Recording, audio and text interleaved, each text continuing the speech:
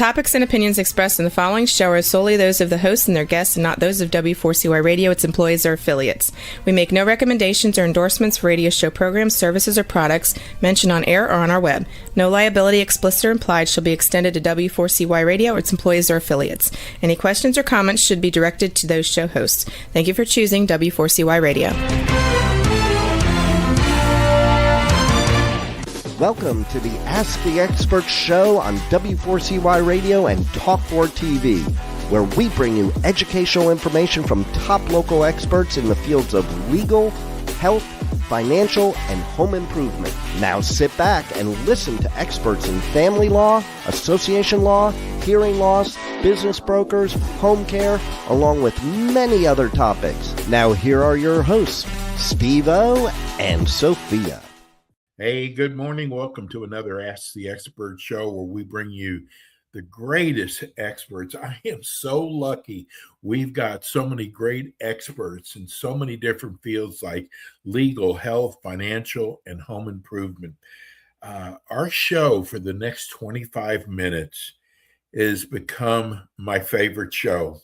And one of the reasons why is from all your texts and emails that you send in, and just looking at our YouTube numbers, how our show, how it's expanded, kind of like our expert, how he's expanded his business.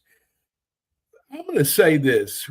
Let's welcome attorney Lance Dury, my friend Lance Dury. Good morning, Lance. Good morning, Steve. It's good to see you again. Hey, we were just here together Friday. Yeah, I know. This is the greatest way to start off a Monday morning. Most people hate Monday mornings, but, you know, I knew I had you, and this is our national show. And I got to tell you, people say, do you actually read the emails? I do. I read every single one. We give you the experts' contact information. This show here is so important, because it's one of those things that if you're going up against the IRS, there's a lot of sleepless nights. And I see some letters from wives that it's hurting their relationship. And here we have a firm, one of the finest firms in the United States, with Lance Dury, who can take care of this burden, get it off your shoulders. And that's why it's such an important show. This is one of our 2 out of 30 shows we do that we do multiple shows because it's so important. Lance, I got to tell you, I love your energy, but most important, I love your knowledge. Well, I appreciate that, Steve. And I got to tell you, my legal assistants all come to work in St. Genevieve at 7 o'clock in the morning. And, wow. They're not always peppy, at 7 a.m. on a Monday morning from the weekend. I tell them it's the greatest hour of the week. And right before this show, Steve, we just had a Zoom call with my attorneys in Tennessee, with my attorneys in Texas, with my attorney in Florida, and had everybody together. We just started doing this. We're going to do it once a month. We had to cut it a little short because of this podcast, but in the future, we'll probably do it for a half hour every month, and I think it'll be good in terms of sharing what's going on with the IRS with each other and people learning about that. And so, yeah, I love Monday mornings too, Steve, and I love this show. If anybody would have told you 20, 25 years ago that you would grow your firm the way it's grown, would you have believed it? No, I mean, I had my dreams. I came back in 2005 and said, I don't care if I got to go to work at 3:30 a.m. in the morning. And I did that. I'm going to make a success. I'm not going to tell you what drove me to that. It's, you got to have your friends, but it's the people that tell you you can't do it that drive you the most. And Donna, who's been with me forever, this is the second go around. I tell everybody she's the only woman to ever come back to me. And so anyway, we're having her retirement. She's going to turn 65. She's been with me 15 years. She'll be here tomorrow. She still works a day or two a week until June. And we just sit down sometimes and we go, how did we do this? Because we've done it all in the last 15 years. And now we're in Texas. And as you know, Steve, not only are we now in Texas, my goals is to be in Miami and to be in Los Angeles before I'm done. Now I'm running out of time. I'm 72 years old, so I got to keep going on that. But hopefully next year we'll expand to at least Miami anyway. Well, I got to tell you, Florida is going to be probably one of your best markets. But they're all good. You know, listen, we're getting calls from Baltimore. We're getting calls from New York. You know, with this national show. So tell me, people, I cannot believe with all these national commercials out there about tax relief. Tell people what you actually do. What we do is we represent individuals and businesses who have tax liability issues with the IRS. We also represent them before various state agencies. We do audits. We are involved in criminal investigations at the state level. If people are charged with a crime for not paying their state sales tax, we will represent them in state court. That's predominantly in Missouri. So we do anything that the IRS can come after you with, and we're here to protect you because, Steve, I've seen so many people that try to do this on their own, and they just end up shooting themselves in the foot. They think this is easy. They can do it all. So they call the IRS. They end up agreeing to pay back the full amount. And then they call me and they sit down next to me and they go, I can't afford to make the monthly payment. And I'll go to them, then why did you agree to pay that amount? And they go, well, this is what they told me I had to pay. And that's not true. It's all driven by your ability to pay it back. 85 to 90% of our clients never pay back the full amount. But we're here not just to get you the best possible deal on the back taxes. We're also here to protect your income and your assets. What would you do if they wiped out your bank account? How are you going to eat? Or if they took 90% of your take-home pay, or 100% of your 1099s, or 15% of your Social Security check? And guess what? When that Social Security check is direct debited into your bank account, they can take the whole thing. And then we're also here to make sure that you're compliant moving forward, because one of the conditions of any agreement with the IRS or any agency is you got to be 100% compliant moving forward, which means you got to file your returns on time and you have to pay on time. And so, you know, we represent a lot of small businesses, Steve. And I know lately we've been getting a lot of questions about business tax liability. Well, 70% or more of my clients are small businesses because the taxes aren't automatically taken out. Those are the people that get in trouble. They wait till the end of the quarter. They've already spent all the money, and the money's not there then to pay Uncle Sam. So you got to get into the habit of making estimated tax payments at least on a monthly basis, because Uncle Sam will take your money anytime. Don't wait till the end of the quarter. And so that's what we're here for. That's what we do. Lance, let me tell you, this is something that is so important that I've learned from you, that there's a lot of people out there that think they can handle this themselves, and they end up talking to the IRS, and they give the IRS information that you would have never given out to the IRS. And it really puts them in a really bad situation. I'm sure you get people, you go, God, why did you talk to them? Oh, absolutely. And I think I've told this story before, but I had a guy once, he owed about $40,000 in tax liability. And this is when I was still handling cases. As big as the firm's growing to, I can't do that anymore. But I got him into currently non-collectible status, which means they're going to leave you alone.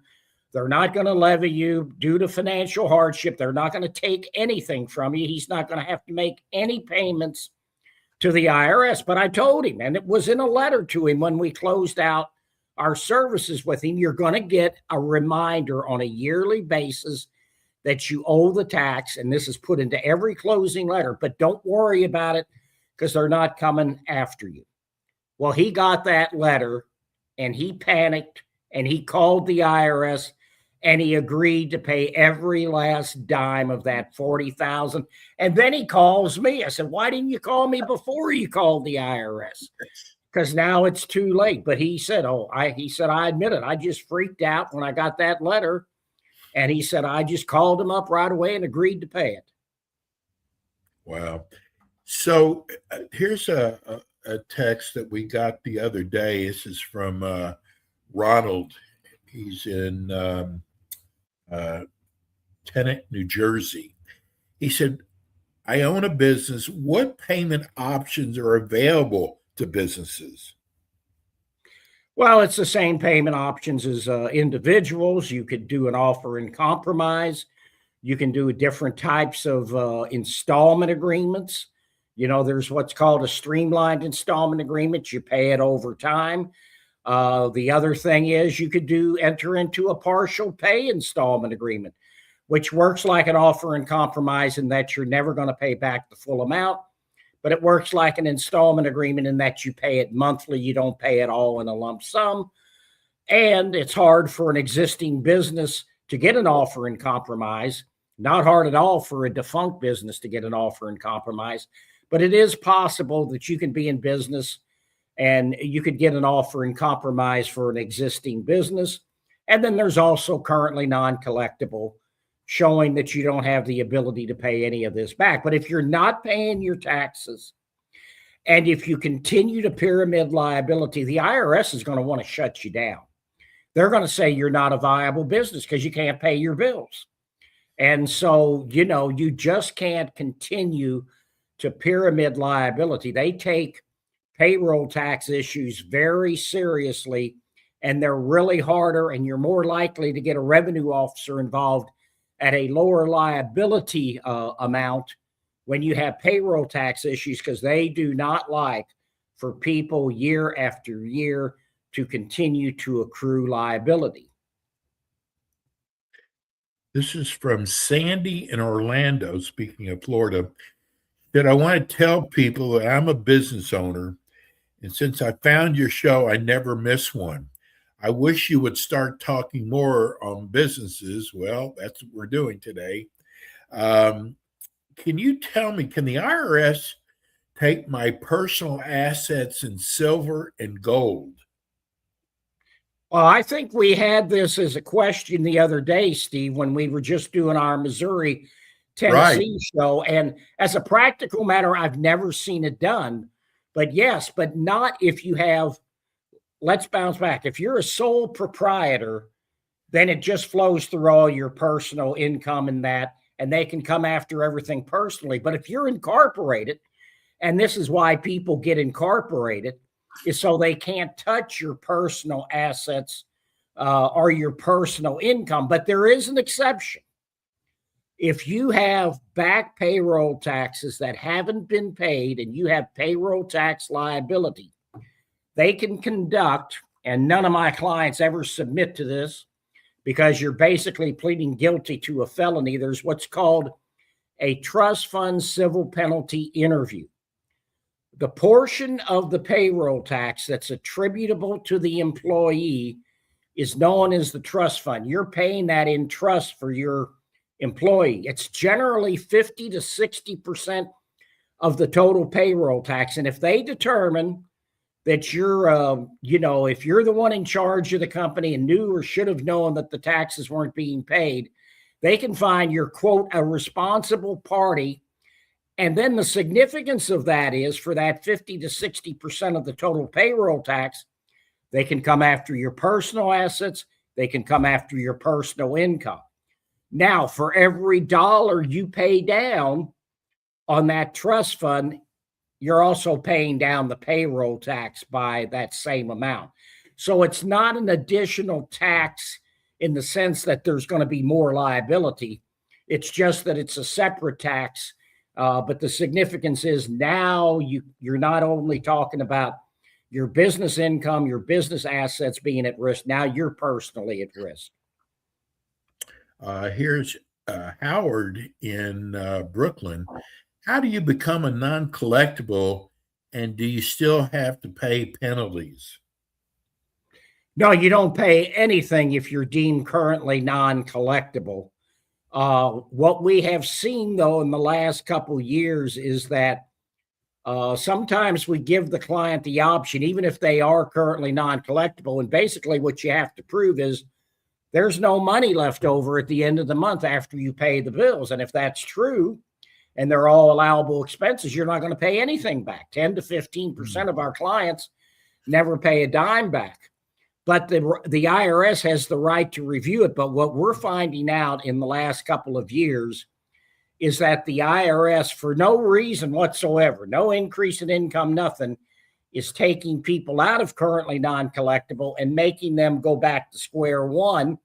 And so we're leaving people the option of either placing them into currently non-collectible or making a small monthly payment like $50 or $25, because it's less likely that the IRS is going to come back after them for that.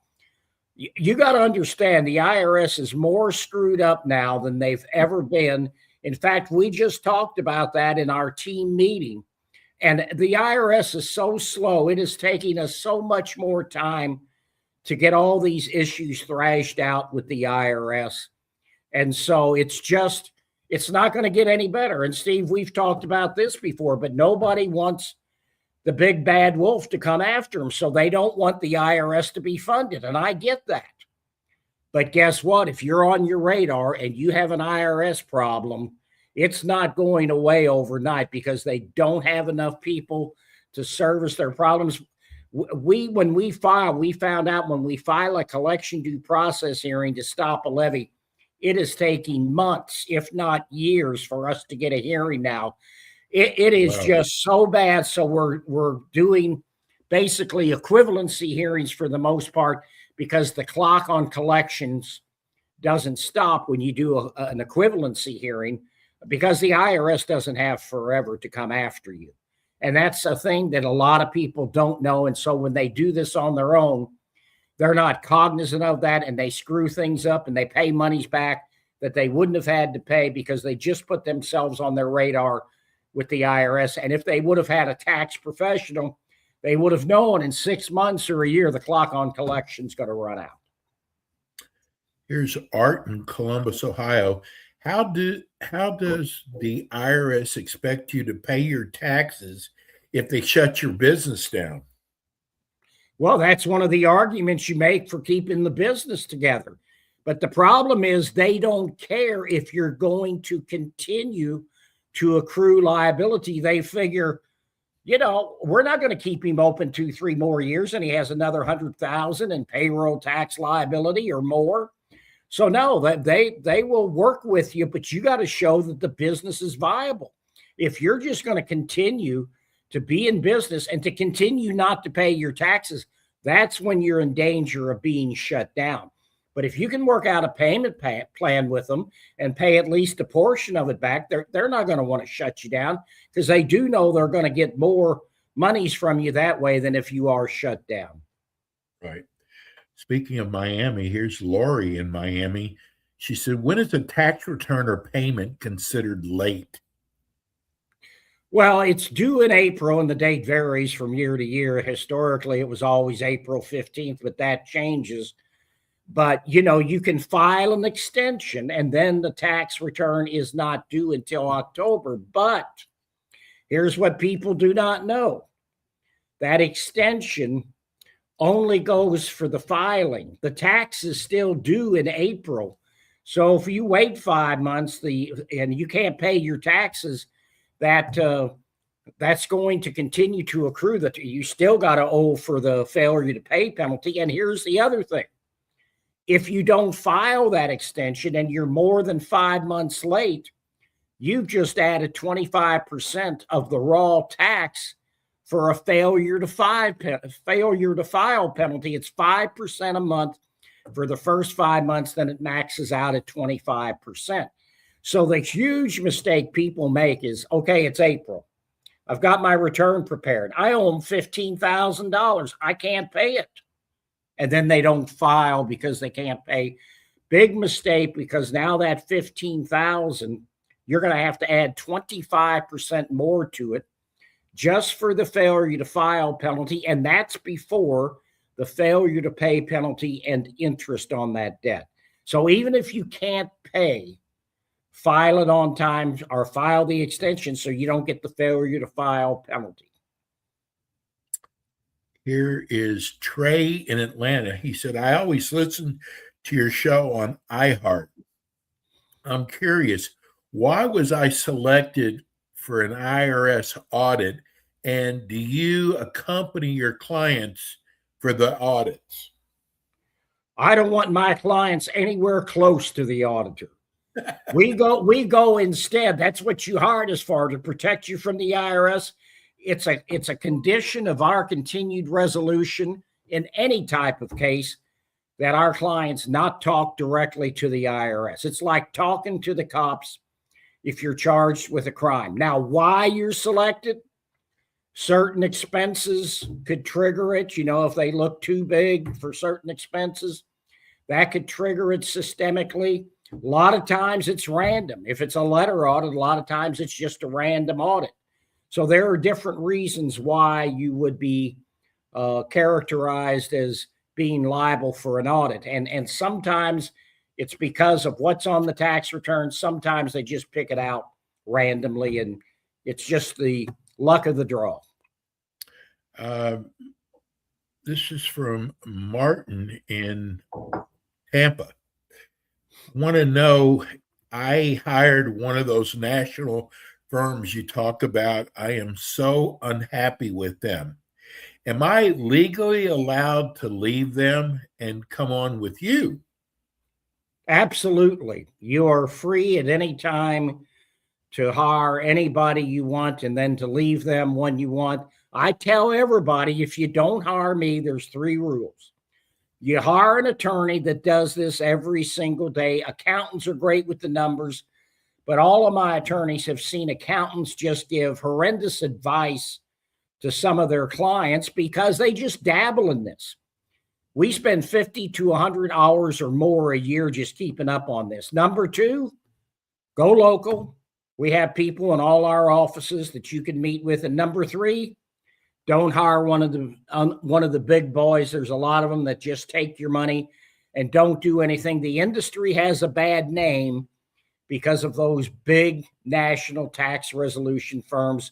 So do your due diligence. Do a background check on me or anybody else before you hire. You can see we're a 4.7 out of 5 Google reviews, St. Louis. We're a 4.9 out of 5 in Nashville. So, yeah, do your due diligence, and we'll be more than happy to help you if you call. So the phone number is 888-367-6512. Do you have a website, Lance? Yes, you can find out all of our phone numbers, all of our offices. There's a lot of great information on there.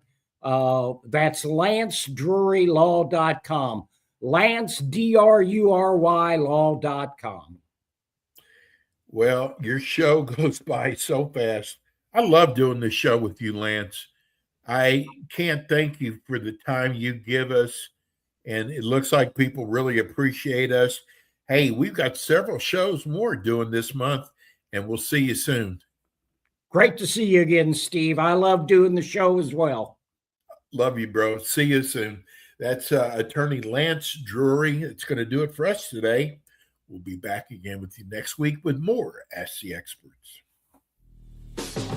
Thanks for tuning in today to the Ask the Expert show on W4CY Radio and Talk4 TV. Tune in next week and every week to hear more from our experts on personal injury, insurance, air condition repairs, estate planning, Medicare, and many other topics in the areas of legal, health, financial, and home improvement. See you next week.